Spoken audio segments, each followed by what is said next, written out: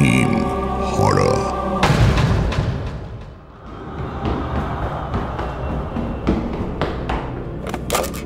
আপনারা বৃথা দৌড়াচ্ছেন, ওই লোকটাকে কোথাও পাবেন না। ফোনটা রিসিভ করতেই সেই মহিলার গলা শুনল অরিন্দম।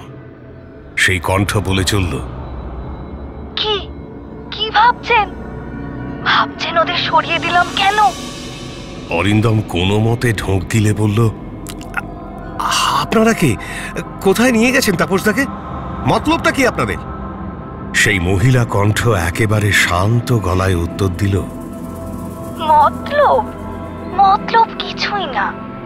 আপনারা থাকলে আমাদের বড্ড অসুবিধা হয়, আমাদের শান্তি বিঘ্নিত হয়, তাই সেটা যাতে না হয় তার ব্যবস্থা করছি। অরিন্দম বলল, আমরা পুলিশে খবর দিয়েছি, তারা এক্ষুনি আসছে। আপনি যেই হন না কেন আপনি পার পাবেন না, বুঝেছেন? মহিলা কণ্ঠ বলল, পুলিশ? না, পুলিশ কিচ্ছু করতে পারবে না। তবে আপনাকে একটা ধন্যবাদ দিতেই হবে, আপনাদের জন্যই আমরা এখানে আসতে পারলাম। অরিন্দমের মাথার মধ্যে সব গুলিয়ে যাচ্ছিল। ও জিজ্ঞেস করল, কি? আমরা কি বলছেন বলুন তো? অরিন্দম শুনতে পেল ওপারে সেই মহিলা কণ্ঠে শান্ত অথচ রক্ত জল করা হাসির শব্দ।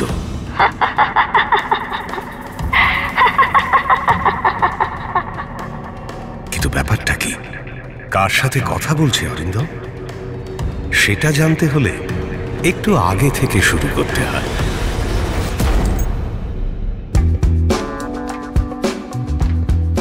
অরিন্দমের ছোটবেলা থেকেই প্রচুর কথা বলার স্বভাব। বাচাল বলে স্কুলে বেশ দুর্নামও ছিল। প্রত্যেকটা প্যারেন্ট টিচার্স মিটিংয়ে একটাই কমপ্লেন, ও খুব কথা বলে। তবে একদিন কথা বলতে পারার সুবাদেই যে ওর একটা চাকরি জুটে যাবে সেটা আর কে জানত।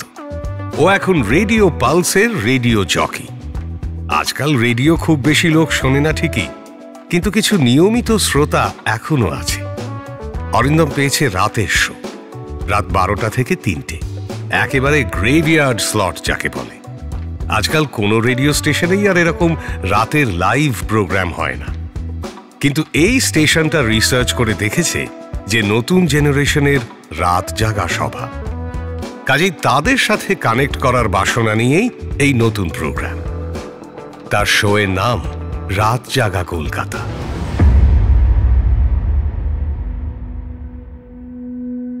আজ 5 মাস হলো অরিন্দম এই শোটা করছে। সল্টলেকের রেডিও পালসের অফিসে অরিন্দম ঢুকে যায় ওই 9টা নাগাদ। এখন রাতগুলো ওর অফিসেই কাটছে। বেরোতে বেরোতে ভোরের আলো ফুটে যায়। রাতের একটা অন্যরকম রোমাঞ্চ আছে এদিকে। রাস্তাঘাট একেবারে শুনশান, আর জায়গাটা যেহেতু অফিস পাড়া, তাই কোথাও বিশেষ লোকজনের দেখা মেলে না। অন্ধকারে কালো দৈত্যের মতো দাঁড়িয়ে থাকে এক একটা বিল্ডিং। অরিন্দমের অফিসটাও এরকমই একটা বিল্ডিংয়ের 15 তলায়। এত রাতে অফিসে থাকে শুধু ও, ওর শোটার প্রডিউসার রিয়া, সাউন্ড ইঞ্জিনিয়ার তাপসদা আর সিকিউরিটির ঘোষদা।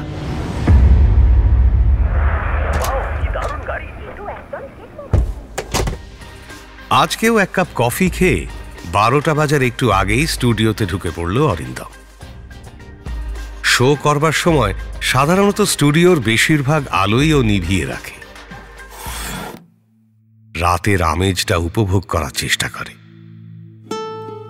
ওদের বিল্ডিং এর পাশেই একটা বিরাট বড় ফাঁকা জায়গা আছে, উঁচু পাঁচিল দিয়ে ঘেরা। এখন সেখানে আগাছার জঙ্গল, তারই মাঝে একটা লম্বা ট্রান্সমিশন টাওয়ার। ঘেরা জায়গাটা সরকারি, টাওয়ারটাও সরকারেরই বসানো, কিন্তু এখন আর তার কোনো ব্যবহার নেই। অথচ মাঝে মধ্যে রাতে বৃষ্টি হলে অথবা মেঘ করলে একটা অন্য ফ্রিকোয়েন্সির ঝিরঝিরানি আওয়াজ অরিন্দম পেয়েছে। হয়তো ওই টাওয়ারটা থেকে এখনো কোনো রেডিও সিগন্যাল বেরোয়, যেটা ওদের রিসিভারে ধরা পড়ে যায়। এখন অক্টোবরের শেষ দিক, সামনেই হ্যালোউইন, তারপর ভূত চতুর্দশী, কালী পুজো।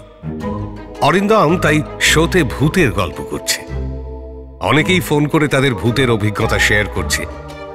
কয়েকদিন ধরেই স্টুডিওতে একটা গা ছমছমে পরিবেশ।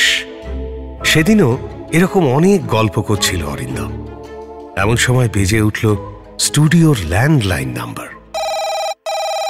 রিয়া কাঁচের ওপার থেকে ইশারা করে ওকে কথা বলতে বলল। অরিন্দম ফোনটা তুলে স্বভাবসিদ্ধ ভঙ্গিমায় বলতে লাগলো, হ্যালো, রাত জাগা কলকাতায় আপনাকে স্বাগত। বলে ফেলুন আপনার সেই হাড় হিম করা অভিজ্ঞতা যা আপনাকে এখনো রাতে জাগিয়ে রাখে। না, প্রথমে কোনো সাড়া নেই। তারপর ওর কানে এলো সেই ঝিরিঝিরি আওয়াজ। চমকে উঠল অরিন্দম। ঠিক তখনই একটা মহিলা কণ্ঠ বলে উঠল, শরীরটা এখনো গরম আছে, কিন্তু দেহে প্রাণ নেই। ভুরু কুঁচকে অরিন্দম জিজ্ঞেস করলো, কি এরকম ভয়ানক অভিজ্ঞতা আপনার? তারপর কি হলো? আমাদের সবার সঙ্গে শেয়ার করুন প্লিজ। কিছুক্ষণ সব চুপচাপ। আবার সেই একই কণ্ঠ, sector 2, office number 11, 3rd floor. Arindam আবার কিছু একটা বলতে গিয়েও পারল না। Line disconnected. একটু পরে বিজ্ঞাপন শুরু হতেই স্টুডিও থেকে বেরোলো অরিন্দম। রিয়াও বেরিয়েছে ওর ঘর থেকে। দুজনের মুখেই স্পষ্ট জিজ্ঞাসা।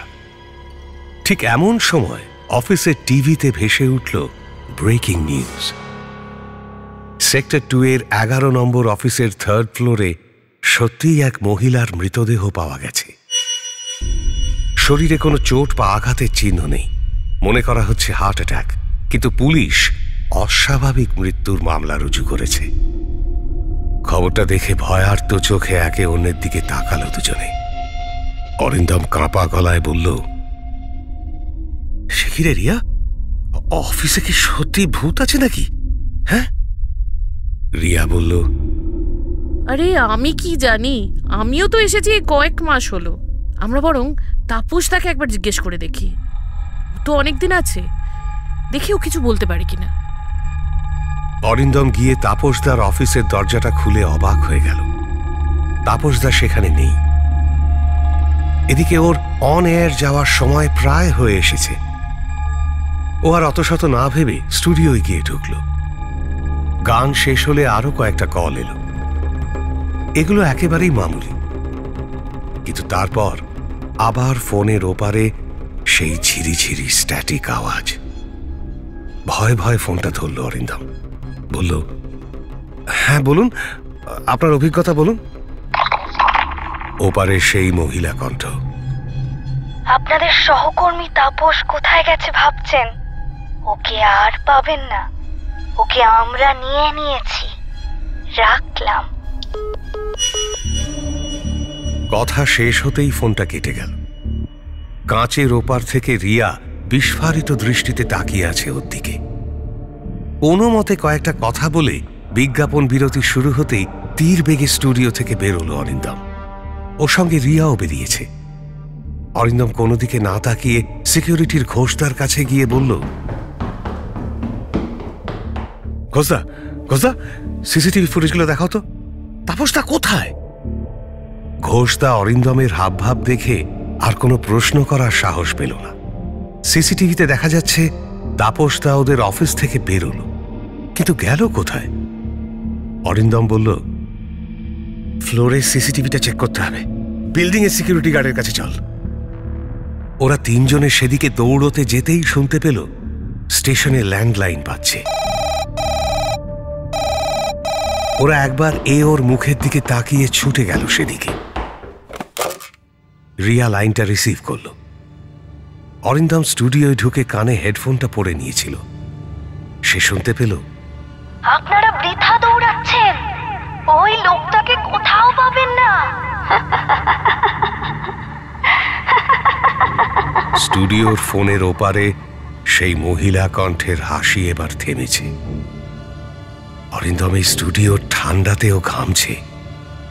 ও আবার বলল, তাপসদাকে কিভাবে কিডন্যাপ করলেন আপনারা? মহিলা কণ্ঠ বলল, আসলে আসলে আমরা ইহ জগতেরও নই, আবার সম্পূর্ণ ওপারেও যেতে পারিনি। আমাদের খুব কষ্ট জানেন, কিন্তু আপনি এখানে শো শুরু করার পর আমরা দেখলাম যে আমরা আবার এই জগতের সাথে সম্পর্ক স্থাপন করতে পারি।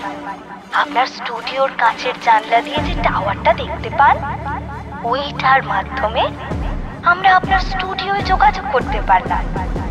আর ওদের আমরা সরিয়ে দিলাম কেন? আসলে আপনারা রোজ রাত্রিরে আমাদের শান্তিতে ব্যাঘাত ঘটাচ্ছেন তাই। কিন্তু একটা কথা মনে রাখবেন, এরপর আপনাদের পালা।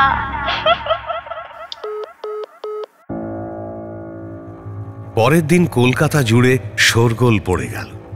সেক্টর 5-এ এক রাতে পরপর অনেকগুলো রহস্য মৃত্যু, না হলে অফিসের কর্মী নিখোঁজ।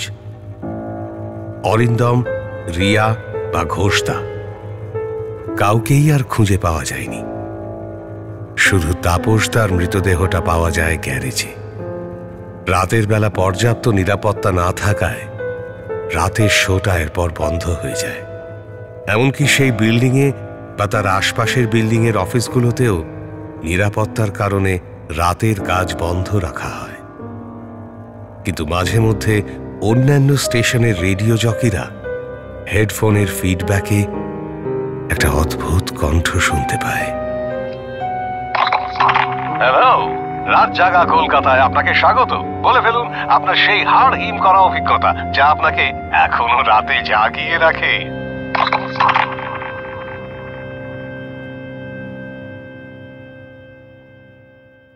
হাড় হিম হরর আপনারা শুনতে পারেন এক্সক্লুসিভলি মির্চি বাংলার ইউটিউব চ্যানেল এবং গানা অ্যাপে।